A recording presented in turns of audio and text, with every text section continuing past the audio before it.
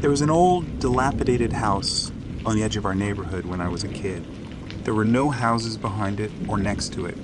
Sometimes we'd have to walk past it to get home when we were coming from the next neighborhood over like we do when trick-or-treating on Halloween. It had an old pickup truck in the driveway, so we often argued about whether anyone lived there or not. We didn't see any mail piling up, but we were never around when the mailman came by, so we couldn't tell if they stopped there or not. The house's lawn was mostly dead grass, so we didn't know if it ever got mowed or not either.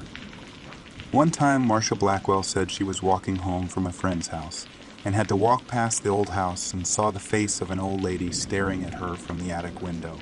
She got scared and ran the rest of the way. The next Halloween, 3 of us went trick-or-treating together.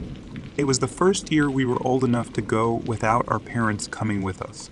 We were all 13 years old. It was Marcia, my best friend Brandon, and me. Marcia was a princess. Brandon went as Frankenstein's monster, and I was a werewolf. We had almost finished going to all the houses in our neighborhood, and each of us had a pretty good haul of candy. It was exciting to be out without our parents with us. It felt kind of liberating. We were joking around and having a blast when we saw the old house up ahead. Brandon said we should go knock on the door. There were no lights on, so we didn't like the idea. It was only 8 o'clock, but it was dark out, and with no lights on, it's a sure bet that no one lived there. Brandon said if no one lives there, then no one would get mad if we knocked on the door. There was no getting around that logic, but we were all too scared to do it anyway.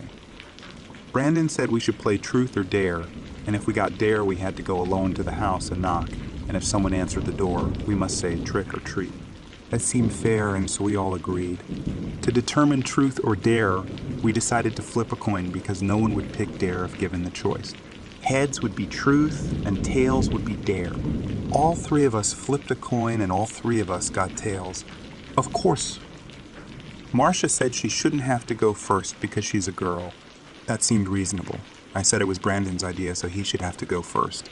Marcia and I agreed, and so Brandon was outvoted and went first. He walked up the creaking steps to the porch of the old house while we waited in the street and watched. We were ready to run if things got out of hand. The windows were all dark, but there were ragged curtains visible through most of them. There were yellow and red leaves scattered across the yard and porch, lit by the full moon above. We saw Brandon slightly rap his knuckles on the door. Rap, rap. We were giddy with anticipation and a bit of fear. There was no answer. He was just turning to walk back down the steps when the door slowly opened, making a creaking sound that we could hear from the street. We couldn't see anyone in the darkened door from where we were. Brandon turned back around and said trick or treat. An arm reached out of the dark interior of the home and dropped something into his bag. He turned and ran back to where we were waiting as the door creaked closed. We asked him if he got a look at the person who answered. He said no, it was too dark. All he saw was the arm, which was old and withered. Next, it was Marcia's turn because she lost another coin toss we did to see who went next.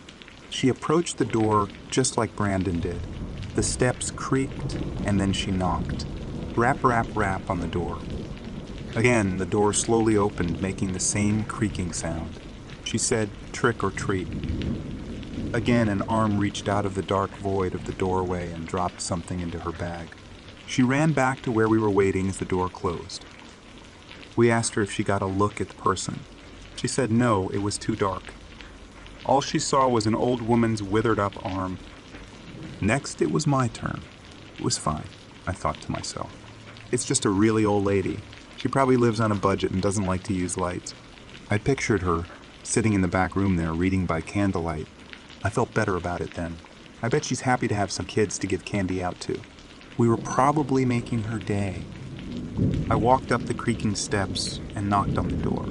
Rap, rap, rap. The door slowly opened, and I stared into the dark abyss of the house. Trick or treat, I said. The withered old arm protruded out from the black and dropped something into my bag, and then recoiled back inside. It was frightening and unnerving, but I stood there to see if I could see anything else. Then the hand that had just given me candy appeared out of the dark again with its palm facing up, and motioned me to come inside by curling its fingers. A chill went up my spine. There's no way I was going in there. I was raised to be polite, and in case it was just a lonely or senile old woman, I didn't want to be rude, so instead of running, I said I have to go. Thank you. I turned to leave when I heard Marcia and Brandon give off slight little screams. I could hear the door close as I walked back to where they were. They told me that after I turned to walk back, the hand had reached out and had slightly run its fingers through the hair on the backside of the werewolf mask I had on. When we got back to my house, we told my mom about the old lady. She said it couldn't be true unless it was some teenager playing a prank, because that old lady had died about 15 years earlier, and no one had moved into that house since. She said she knew because she was a real estate agent, and her office handles that property which they were having trouble selling. We looked through our bags to see if we could tell which candy she had given us, and each of us found one piece of candy whose wrapper was just covered in dust. All three of these were the same brand. It was a brand that had gone out of business 10 years earlier. No one keeps 10-year-old candy around, and there was definitely no way I was eating it. That night when I was in bed and almost asleep, I heard a strange thing. It was a light knocking on my bedroom window. Rap, rap, rap. Marcia and Brandon both told me later that they had heard the same thing on their windows the very same night. The next day, my mom was about to throw the 3 candy bars in the trash when she noticed that one looked like it had been opened and carefully taped shut with Scotch tape. She examined the other 2, and they also had been opened and resealed. When she opened them up, she found to her horror that they were all human fingers. She called the police and told them the story. They checked out that old abandoned house, but no one was in there and there was no sign that anyone had broken in the night before. They ran the fingerprints of the severed fingers through the police database and they got a match.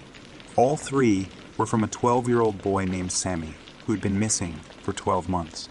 The police said that they were keeping it out of the news, but there had been a similar case somewhere in the state every Halloween for the past several years.